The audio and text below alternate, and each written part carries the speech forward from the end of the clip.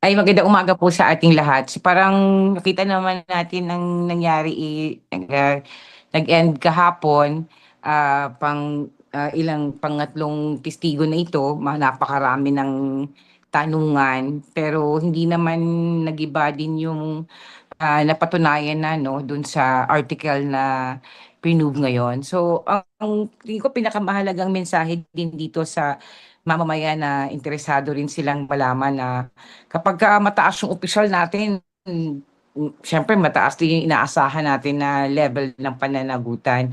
Kaya sa nangyayaring proseso ngayon, lalo na sa pag-establish ng Article 4, yung grave threats naipapakita naman sa mga tanungan na, nalilinaw yung accountability at yung na dapat naintindihan din ng mamamayan ang pananagutan niya bilang opisyal ng lipunan. Salamat po, Kong Terry. Ay, magandang araw po sa ating lahat, no. Hindi ko na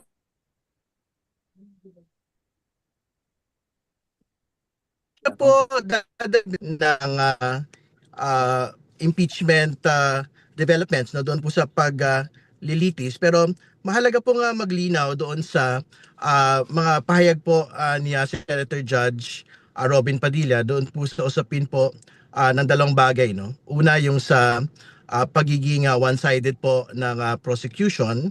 I think that statement is pretty clear as day. Naglalabas po siya ng paglilinaw ngayong pong araw na ito that he was referring daw po to the double standard between witnesses and senator judges, ano. So I think he clarified na ito daw po ay tungkol doon sa mga pahayag din daw po ng miyembro ng prosekusyon patungkol daw po doon sa mga threshold vote, no. Pero ang pagtingin ho natin doon, hindi naman ho yan nabanggit in particular detail doon po sa talastasan kahapon. Kaya very important po na maglinaw na ang totoo naman, hindi ho one-sided yung po prosecution. Kasi sa una, magkaiba naman po talaga yung treatment ng mga witnesses at syempre ng atin pong mga kagalang-galang po na senator judges na meron pong mga kinakaharap na mga usapin, no? Sa usapin po ng paglalatag ng testigo, yung actual pong pagkakaroon po ng kaso, wala ho yung impact doon sa pagpapaupo sa kanila sa witness stand, no.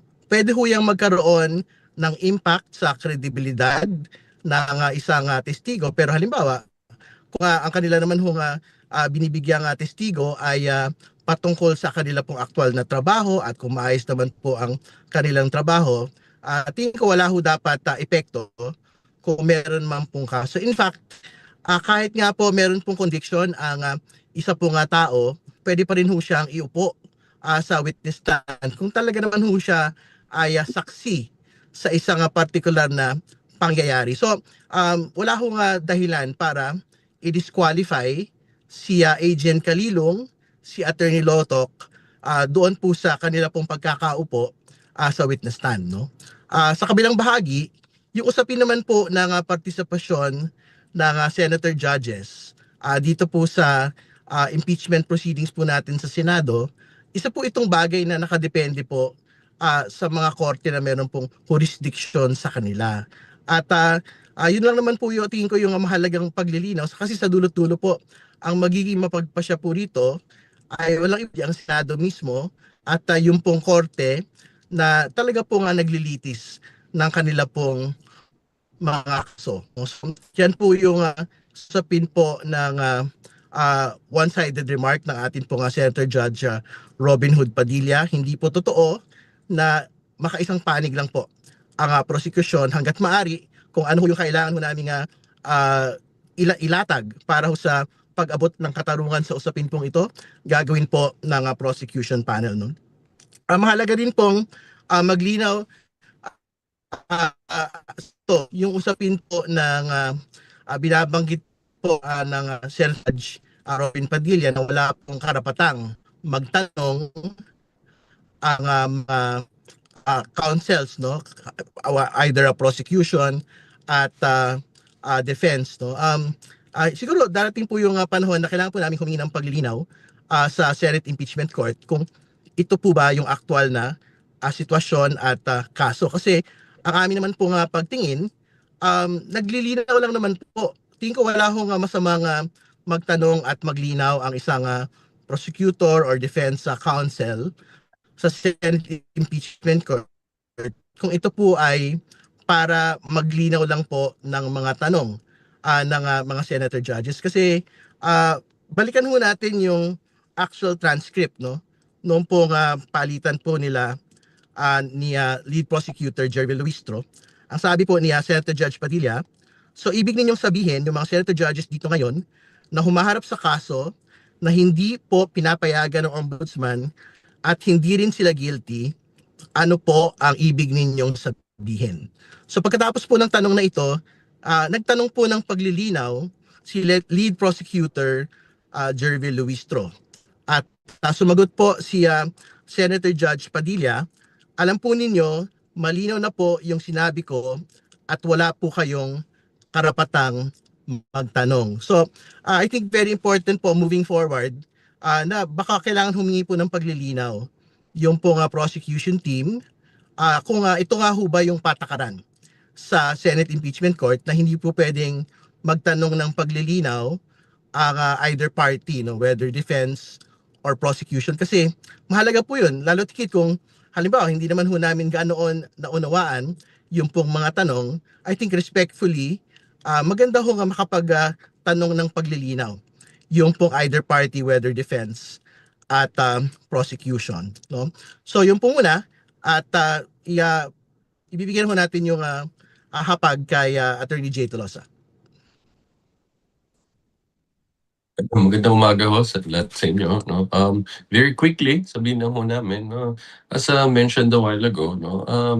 We recognize na may karapatan ng depensa no, mag-conduct ng full and searching cross-examination. Bahagi ito ng due process. No? Ngunit ang legal effect ng isang cross-examination ay nakasalalay yan kung may material fact ba or official record or institutional finding, no? Na napabulaan sa pamamagitan nitong mga cross-examination questions ho na ito. So, matapos ang mahabang pagtatanong, ang mga bahagi ng official record ay nanatiling nasa impeachment court para timbangin. So, at the end of the day, ang impeachment court ho, under the Constitution, sila ho may karapatan dyan para suriin nila at timbangin nila kung itong mga malakas na ebidensya na linatag ng aming tatlong testigo kaugnay sa grave threats ay ito ba ay napahina ba nitong mga cross-examination questions na sinagawa ng depensa?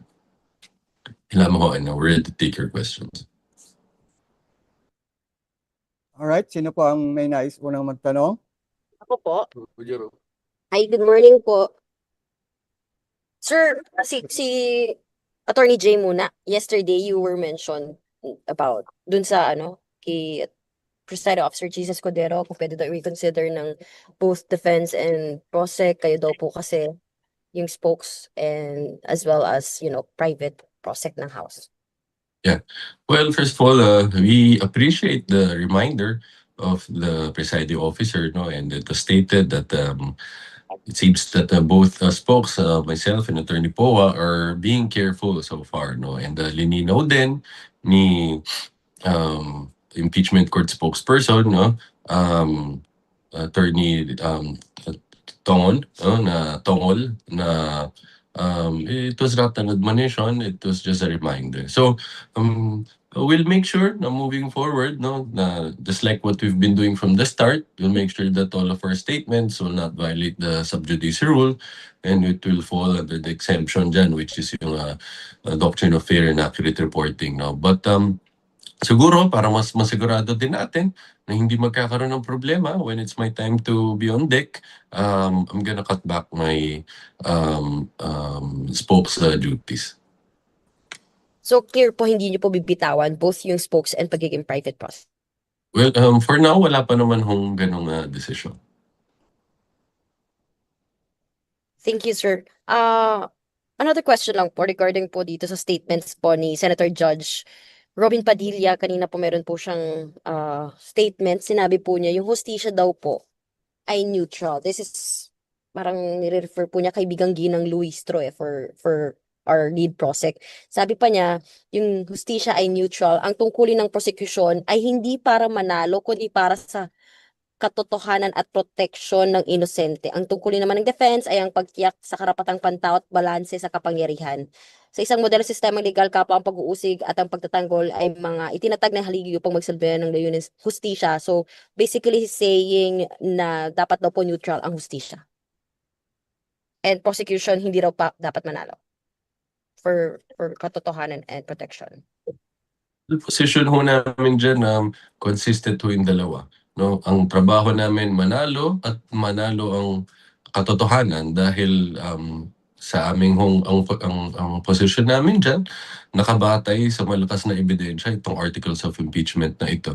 So, ang position namin, we're on the side of the truth. So, hindi ho siya hiwalay na bagay. No? Yung kami, we will prevail, that we will get the judgment that we want, pati ho yung truth will prevail. Dahil sa amin, iisa ho yan. Baka po may nais comment yung dalawa nating guest.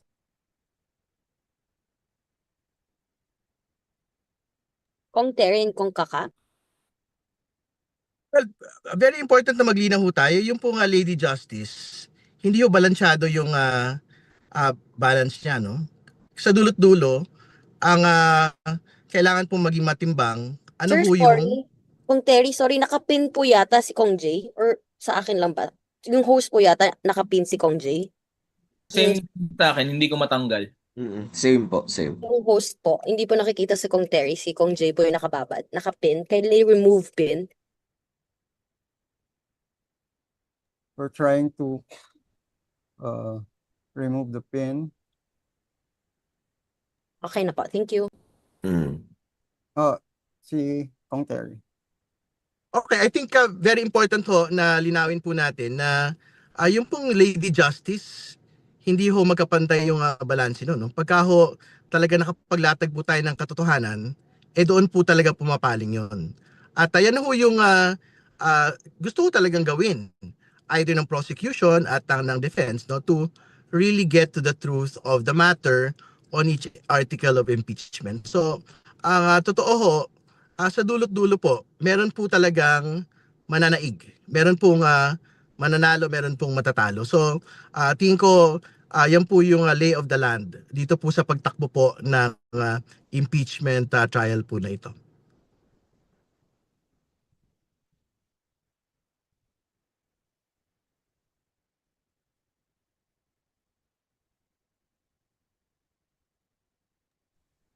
Kong Kaka, you have something to say?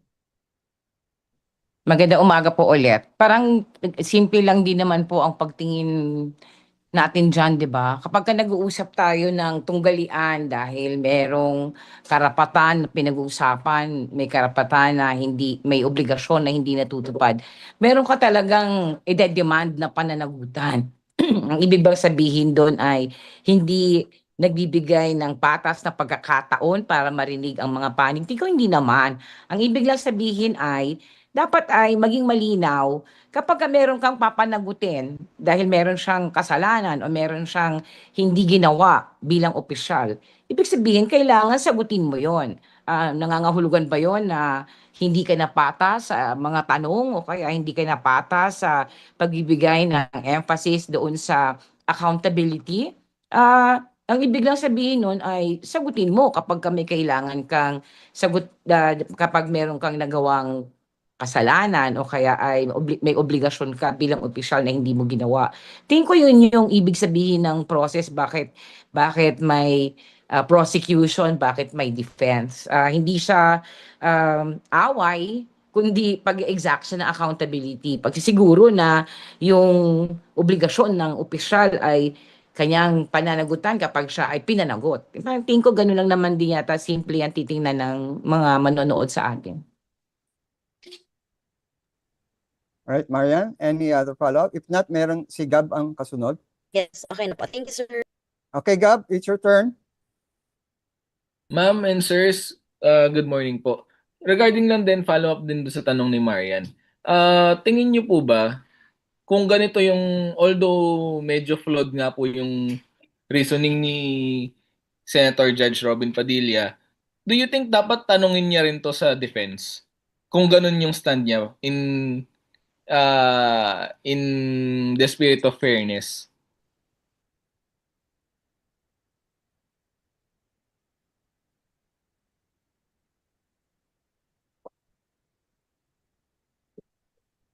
Well, to answer po the question, well, pwede hong itanong ng atin pong Senator Judge, no? To both parties.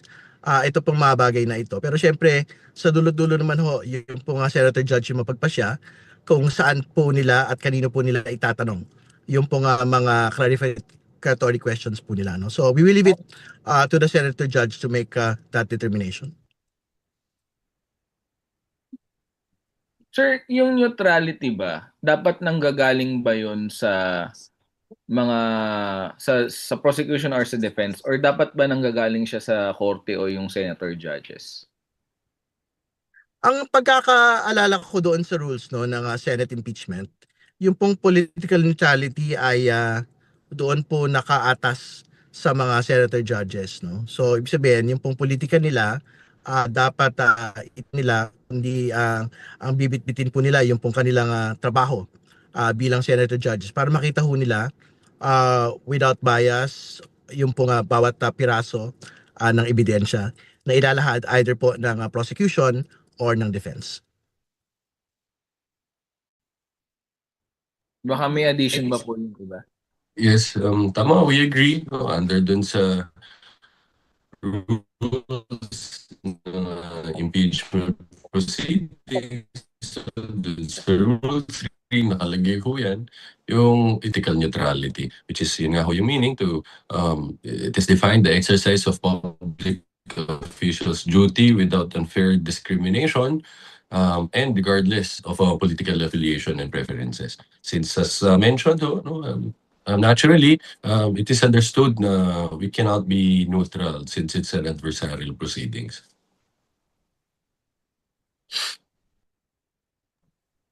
Siguro po yung kung iintindihin po yung salitang neutrality bilang huwes, kahit po naman saan kaso, pagka neutrality ang pinag-uusapan ay ang ibig lang sabihin ay dapat pakikinggan mo ang lahat ng panig.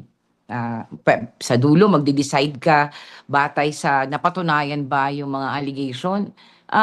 Pwede definitely magde-decide ka for or against.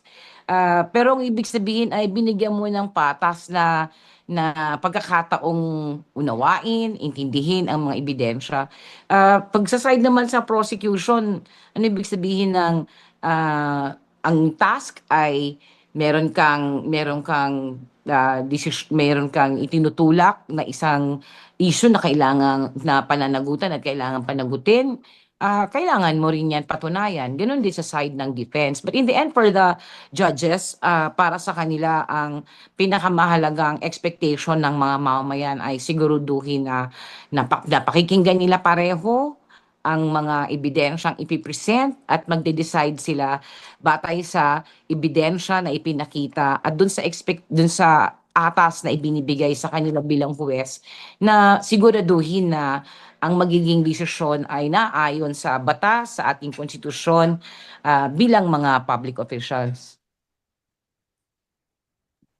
Last question na lang po, another topic po. Kasi kahapon sinagot na rin po ni Deputy Speaker Garin, pero baka po meron lang kayong comment regarding dun sa request ni Vice President Sara Duterte na i-shoulder po ng Senate Impeachment Court yung mga expenses for catering and other arrangements ng defense panel. Baka po may reaction lang po kayo. Well, very interesting po yung request, ano? Kasi ang totoo naman ho, parang wala akong obligasyon yung Senate Impeachment Court para bayaran ho yung pagkain ng kahit sino man, whether ng prosecution at ng defense. Kasi ang totoo naman ho, may sarili pong mga opisina, yung pong defense saka prosecution. So yung pong defense, meron ho silang OVP general budget. Yung pong House, meron po silang general House budget, ano, para dito po sa paglalatag po ng impeachment trial po na ito. So hindi ko po maunawaan bakit meron pong I think it looked like a demand from the OVP, from the Vice President herself, for the Senate to actually pay for for the food expenses of the defense panel, no. Ang pagtingin ko nga ho diyan, parang the OVP is basically opening up the Senate for a procurement case. Hindi ba kasi parang ang gusto nila sarili nilang caterer pero ang tagabayad ibang tao, no. So I think yung Senate po dapat magpasya kung ano ho yung kanilang magiging posisyon dito po sa bagay na ito. Okay, Gab? Okay ka na? Okay lang. Thank you. We'll now entertain question from Lance. Hello po, good morning. So, yung question ko po about pa rin po dun sa remarks ni Senator Robin Padilla muna. Siguro po may question for the three of you po, no? Is the prosecution at all bothered or disappointed that a senator judge has this kind of interpretation or appreciation about the role of the prosecution and the defense in this impeachment case? Kasi sa huli po, bahagi sila ng isa si Senator Robin sa magpapasya talaga kung guilty or i-acquit si VP Sara. So are you bothered po na ganun yung interpretasyon ng isang senator judge sa pagdating sa prosecution? Ang totoo naman ho, malaya pong magtanong. Ang mga senator judges, malaya ho silang gay ng kanila pong posisyon sa kahit anong bagay po relating to the impeachment proceedings sa the Senate, no? Pero syempre, pagka naman po may mga pagtingin ang prosecution panel na hindi ho magkasalubong doon po sa mga senator judges po natin, tingin ko ilalahad naman po pa rin, no, with due respect of course, doon po sa mga proceedings, no. So it's something that the lead prosecutor Jervil Luistro had done yesterday, na talaga po tumugon, no, doon po sa mga pagtingin at tanong ng atin pong mga senator judges. So we don't feel frustrated, we don't feel disappointment on the manner by which questions had been asked. Tingin ko naman po it is par for the course at kung ano man ho yung tanong sasagutin po ng panel po natin. Sa akin naman po, tingin ko hindi yun naman dapat ikabahala. Kami ba ay disappointed? Hindi. Bahagi yun ng isang normal na proseso. In fact, maganda rin na paminsan-minsan yung mga ganung tanong na seemingly parang magke-create ng kalituhan kung ganun nga ba dapat ang task ng bawat panig. Alalahanin nyo, hindi lang naman din tayo-tayo ang nakikinig sa isa't isa. Marami ring nakikinig sa atin ng mga mamamayan. So, I guess, at some point sa ibang mga grupo ay magiging tanong din nila yan. At maganda rin naman na naililinaw ang ganyang tanong. Hindi naman po yata dapat din sabihin na may mali o may tama or dapat ay madismaya. In fact, magandang opportunity yan para linawin na ganito ang inaasahan mula sa amin bilang prosecutor. Yan ang aasahan ng mamamayan sa inyo bilang mga huwes, bilang collegial body. In fact, I'm sure nag-sharing din sila ng kanilang mga opinion at mga pananaw tungkol sa paano gumugulong yung impeachment proceeding na ito. So tingin ko lahat ito ay magiging magandang oportunidad para sa paglilinaw ng mga bagay, lalo na ng mga accountabilities na pinag-uusapan natin araw-araw sa kasong ito.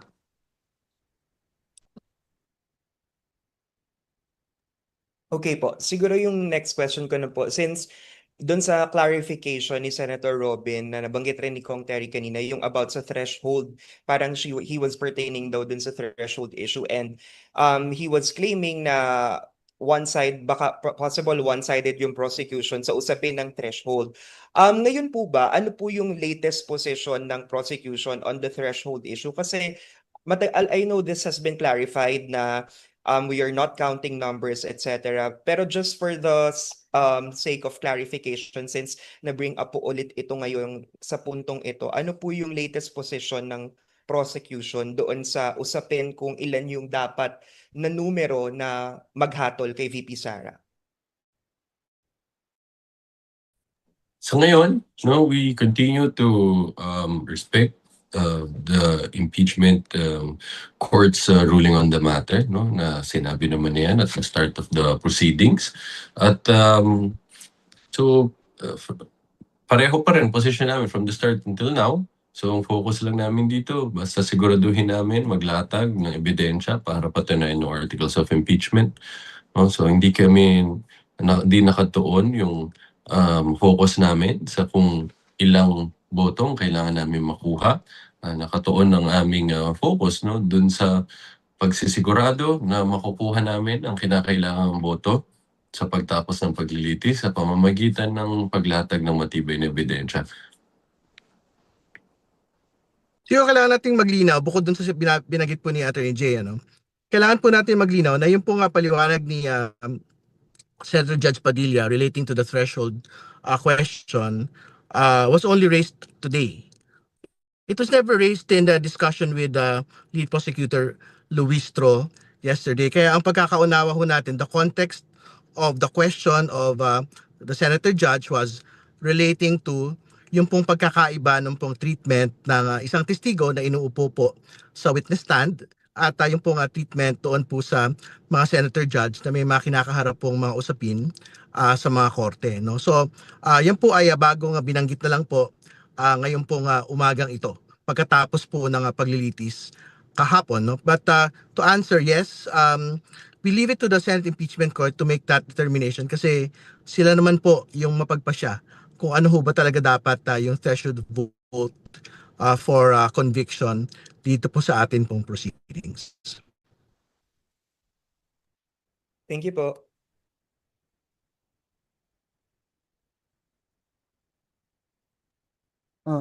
Any other sa mga kaibigan natin nais Hello magtanong? po. Vel Custodio po from PTV. Kung ask ko lang po kung saan po kayo mas na-challenge, kung sa cross-examination ba ng defense team or sa manifestation ng senator judges?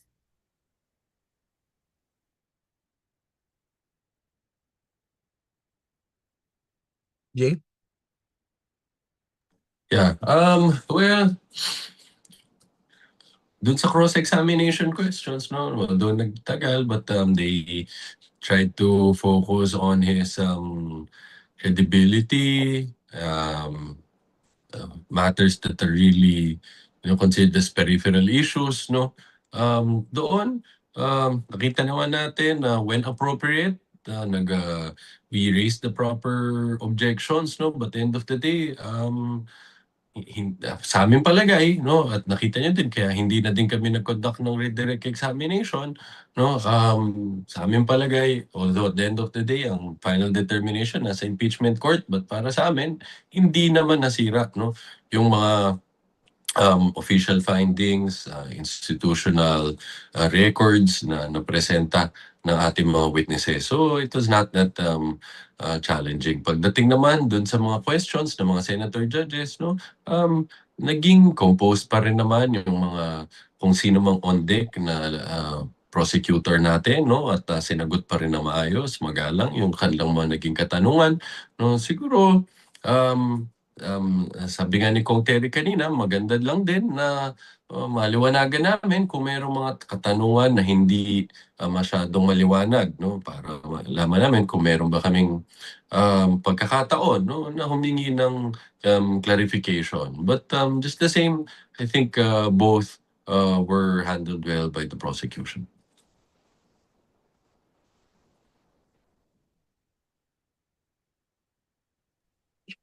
Sa other congs po. Tingin ko naman, syempre, mas mahalaga po yung paghanda para sa cross, no? Dahil yan po yung sagutan sa pagitan po ng depensa at ng amin pong witness, no? So, mahalaga po yun. Sa bahagi naman po ng mga clarificatory questions ng atin pong senator judges, hanggat maaari naman talagang gusto ho namin makapagbigay linaw at masagot po yung pong bawat tanong na ibinabato ng atin pong senator judges.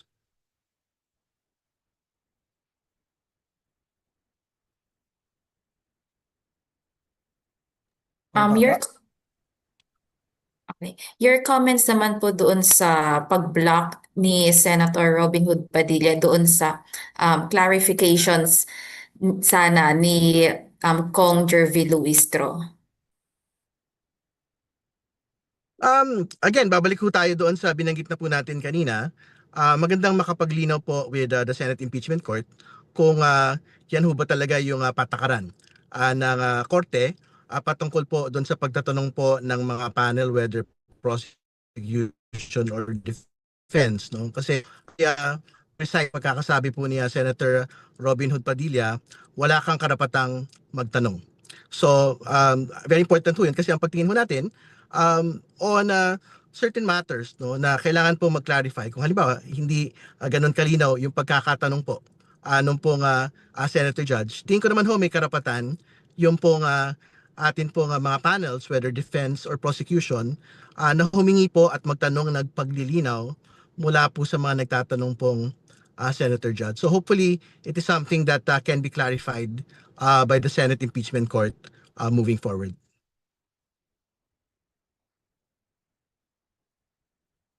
Okay po, thank you po. Sorry po, kung related lang po dun sa tanong ni Vel. Kung Terry, yung sinasabi niyo pong dapat mag-clarify impeachment court, will the prosecution formally raise this sa susunod po na trial bago mag-start yung Article 1? Will you formally seek that clarification sa korte? Well, pag-usapan mo muna namin bilang prosecution panel, no? Kung will it require a formal manifestation or will it be an oral manifestation or is it something na tingin ko hindi na dapat yan mahabang panahon, ano? So we will discuss this matter, but I'm speaking as a prosecutor. I think very important na magkaroon po ng paglilinaw kung yan po ba ay aktual na patakaran kasi medyo mabigat din po yung binanggit, ano, na wala kang karapatang magtanong. No? So and the manner by which it was delivered medyo mabigat din po, no? So I think for the guidance of either party, defense and prosecution, baka very important po to clarify that particular matter. Thank you, Kong. Alright, sino pa po sa ating mga kapatid sa media nais magtanong? Sir, sorry. Nawala ako. May nagtanong po about soda. What do you want to hear lang po, Kongs, Kong Kaka, and Kong Terry sa SONA po ni PBBM on Monday? Ito parang request talaga to ng maraming mga organizations, no? Parang marami in the last year maraming pinalabas ang House at ang Senate na priorities na matagal ng dapat na isabatas na, halimbawa ay land use. Syempre naasahan natin na magkakaroon ng update kung ano ba ang magiging kinabukasan ng mga priority bills na matagal nang idinidemand ng mga tao. Yun yung isa sa tingin ko mahalaga na naaasahan namin na magkakaroon ng ganung tugon mula sa Pangulo kapag kinuwento niya. At dahil ina-address niya rin naman ang mga mababatas at mga priority policies, isa sa laging inaasahan sa SONA talaga ay magkaroon ng malinaw na paglatag ng priority ng mga batas na magiging guide sa mga programa sa buong bansa. So tingin ko yung mga ganyang klase ng priority bills na dineclare na rin naman nila na dapat ay maisabatas na ay aasahan talaga nating marinig. Certain priority, may specific bills po kayo in mind? Sabi ko yung una ay yung land use. Siyempre gusto rin nating marinig ang ano na ang mangyayari sa laban natin sa political dynasty at na dineclare din naman din nila na priority. Yung mga matagal nang itinutulak ng mga yung freedom of information, matagal nang tinutulak ng mga sektor.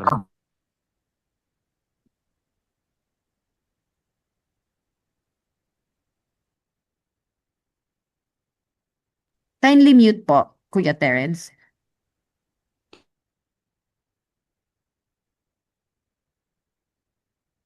Do you wanna add pa po, ma'am, or Kong Terry na po?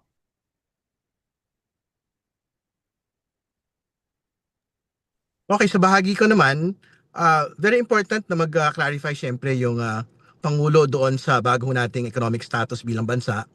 yung pong pag-abot ng upper middle income status, no? At ano ho yung ibig sabihin po nito sa mga ordinaryong Pilipino, kasi very important po na in the same manner na umunlad po yung estado ng atin pong ekonomiya, dapat po ay maramdaman ng atin pong mga kababayan nito. So ibig sabihin, ano ho yung mga aktual pong mga dagdag pang mga intervention na gagawin ng ating pong Pangulo para maabot po ng iba't ibang mga sektor, lalo po yung mga marginalized sectors, may hirap po nating mga kababayan, ordinaryong mga pamilya, yung pong inabot po ng ating ekonomiya. Kasi kung nakakaranas lang po ng pag-unlad ng ekonomiya ay yung pong nasa tuktok, hindi rin ho magkakaroon ng saysay yung pong bagong estado ng ating pong ekonomiya.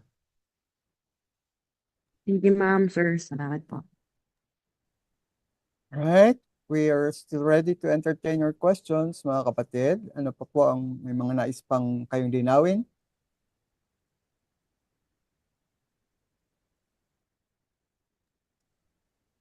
Aha. Aha. Isa?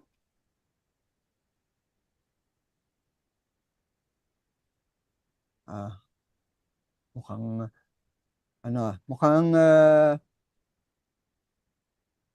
can you hear us? Mayroon pa bang nais pahayag ng katanungan o paglilinaw sa ating mga guests ngayon? Yes po kay Kong Terry, Isa Umali po ito. Yes po. Good afternoon, good morning po Kong Terry. Kasi si Senator JV Ejercito po, nag-announce siya na yung Senate investigation sa flood control scandal will continue despite the impeachment trial po. Kayo po ba dito sa House, yung House Infrastructure Committee, wala na rin po ba kayong plano na ituloy yung inyo pong investigation sa flood control scandal? Thank you po. Well, ang tayo hindi nagbabago mula noon hanggang ngayon. Ang iniwasan ho natin kung bakit tayo nakasuspend anon pong ating pagsisiyasat sa flood control scandal ay yung pong gusto ho nating iwasan, yung pong conflict of interest. Lalo tigit, marami ho tayong mga miyembro po ng Kamara at kahit po sa Senado na involved dito po sa bagay na ito. Kaya nga ho, talaga ipinasa ho namin sa mga third parties, investigative bodies katulad ng naunang ICC at ngayon pong ombudsman, no? Ito pong aktual na pagsisiyasat at pag-file po ng kaso. But ang totoo naman ho, marami naman hong inabot, no? Yung pong ombudsman sa usapin po na ito, may mga kaso na pong na-file, may mga napiit na pong mga individual at mga sangkot, no, dito po sa iskandalo pong ito. So inaasahan ho namin na magtuloy-tuloy pa ho yung pong gampanin ng ombudsman para habulin yung lahat po ng mga sangkot dito po sa flood control scandal. Pero kayo po Kong Terry, hindi po kayo nanghihinayang na i-resume yung investigation kasi like po ngayon si Senator Ping Lacson sinasabi niya na meron daw 2 case studies of alleged flood control projects sa Taguig involving the Cayetanos. So kung kayo po yung tatanungin, okay din po bang silipin yung ganito, sir? Thank you po. Siyempre hangga't maaari gusto nating magkaroon ng pagsisiyasat to get to the truth, no? Pero again, we are faced with a very particular situation na talaga pong may mga sangkot po tayong mga legislators na naandito, and hindi ho natin maiwasan talaga na lagi po tayong mabiblame at masasabihan na pwede ho tayong merong mga pinagtatakpan, no? So tingin ko mabigat pong dahilan yon to continue suspending the Infracom inquiries and to just leave it to the ombudsman to do the investigation and file cases against everyone previously involved, and kung meron pong mga bagong mga sangkot, di magkaroon po ng bago pong mga makakasuhan doon po sa mga new evidence na pwede po ma-uncover. And last question na lang po, no? Ano na po yung inyong preparations para po sa susunod na article na sasalang po sa impeachment court, yung pong alleged misuse ng confidential funds. Meron na rin po bang particular na, bukod po doon sa mga announced po na nasabina na sino po yung mga possible na isasalang din, and kung sino po yung mga haharap din po siguro na prosecutors. Thank you po. Si Jay muna siguro para dun sa pagpasok na po ng confidential funds misuse. Yes. Well, for now, ang mga na-identify na natin through the request for subpoenas and manifestations that we filed with the court, no? Unahin natin yung dalawang bank managers ng land bank, no? Pati din ho yung representative from the... Can you hear me? Sorry, Jay. Yes po. Hindi ata ikaw na sa okay. Repeat na, maybe we can repeat the answer, please. Yes. So, we already informed the court, no, kung sino yung mga next witnesses natin. So, mauna dyan yung mga land bank managers, no, sila yung magte-testify about dun sa mga withdrawals na ginawa para dito sa mga confidential funds na ito na pag-uusapan natin under the next article. Tapos niyan, magpe-present din tayo ng representative from the House of the Representatives, no, para siya naman ang mag-authenticate at identify noong mga transcript of records and videos ng mga naging related hearings, no, dun sa Kongreso. So after that, no, with respect to ongoing ang preparation namin, no, hindi lang sa mga tatlong susunod na witness na yan, pati na din yung mga iba pang mga halagang witnesses, no, na ihaharap natin, no. As to who are the next ones, hope you could be patient with us, no. We will inform the court accordingly as required under the rules, no. 5 days before the hearing, we have to disclose the identity of the next witnesses, no. And with respect to the who will be handling them, I hope again you will understand, tulad ng lagi namin sinasabi, this is a matter of strategy that we cannot disclose at this time. Pero inaasahan niyo po ba na mas, kumbaga mas matagal to? Kasi syempre po may mga documents dito na pag-uusapan dito tulad sa Article 4, may mga videos po na ipinapakita. Pero dito more on documents, tapos more on numbers. Yun po, no? So inaasahan niyo po ba na mas mahaba po itong article na to? Thank you po. Tama, Isa, as reflected in the pre-trial order, ito yung pinakamadaming araw, no, na linaan para sa pagpresenta namin ng ebidensya. Dito, binigyan kami ng 30 days to present evidence. Pero tulad ng ginawa namin dun sa article on grave threats na pinaiksi namin yan, pinagsisikapan din namin gawin yon para lalong mas mapabilis ang paglilitis nito. So kapag meron ding mga bagay na na-cover na ng mga previous witnesses, no, at ito din naman ang magiging intended testimony ng other witnesses, pwede na din namin i-dispense yung presentation ng witnesses na yun. Dahil yan din naman ang goal namin, tulad ng sinabi namin sa inyo din from the start, no, pare-pareho tayo ng gusto ng public, ng impeachment court, kami rin, na matapos itong paglilitis na to sa mas mabilis na panahon. No? Okay po, maraming pong salamat sa inyo po. Thank you. Thank you, sir. Alright, any further questions sa ating mga kapatid sa media?